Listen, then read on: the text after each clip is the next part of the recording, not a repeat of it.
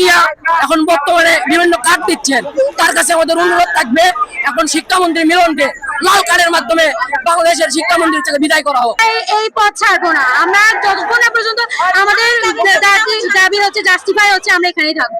মিলন সাহেব বলে যে আমরা হচ্ছে এক বুক পানি সমান এর মধ্যে পরীক্ষা দিয়েছি, আমরা পড়াশোনা করেছি, তোমরা এখন এক হাঁটু পানির মধ্যে যেতে পারবে না।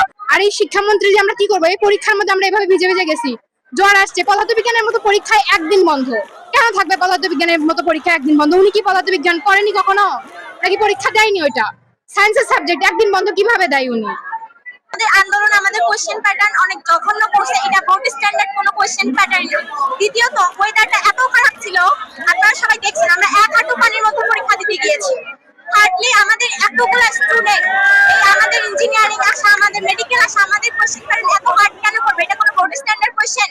আমাদের দাবি মিলনের পদত্যাগ করতে হবে, আমাদের পরীক্ষা স্থগিত করতে হবে। আমরা এই পথ ছাড়বো না আমরা, যতক্ষণ না পর্যন্ত আমাদের দাবি হচ্ছে জাস্টিফাই হচ্ছে, আমরা এখানেই থাকবো। আমরা হচ্ছে 12টা বছর এত কষ্ট করে পড়াশোনা করছি, উনি হুট করে আসে কোশ্চেন প্যাটার্ন চেঞ্জ করে দিছে।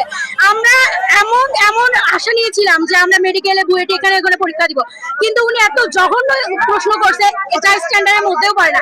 আপনাদের অনেকে এখন মনে হবে আমরা পড়াশোনা করি না, সেজন্য আমরা আন্দোলনে নামছি প্রশ্ন সহজ করার জন্য। এটা একদমই না। আমরা টেস্ট পেপার সলভ করছি, আমরা নানা রকমের হচ্ছে বই টই গাইড সব সলভ করতেছি, তারপরেও আমরা আমাদের প্রাপ্যটুকু লিখতে পারছি না। উনি জাস্ট নকল মন্ত্রী, উনি কোনো শিক্ষামন্ত্রী না।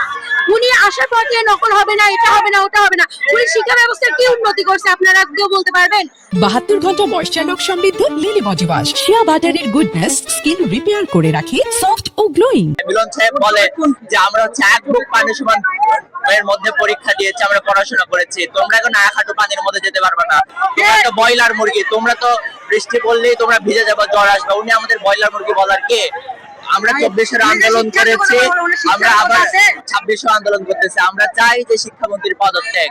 শিক্ষামন্ত্রী যখন পরীক্ষা শুরু হয় অভিন্ন প্রশ্নপত্রে, তিনি বলেছিলেন যে পরীক্ষা যদি এক জায়গায় স্থগিত হয় তাহলে সারা বাংলাদেশ হবে। তাহলে কথা হচ্ছে তিনি কথা দিয়ে কেন কথা রাখলেন না? আর আমরা কি এক্সপেরিমেন্টের বিষয়বস্তু?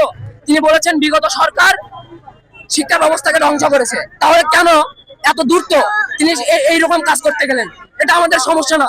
সমস্যাটা মেইনলি তারেক জিয়া এখন বর্তমানে বিভিন্ন কার্ড দিচ্ছেন। তার কাছে আমাদের অনুরোধ থাকবে এখন শিক্ষামন্ত্রী মিলনকে লাল কার্ডের মাধ্যমে বাংলাদেশের শিক্ষামন্ত্রী থেকে বিদায় করা হোক।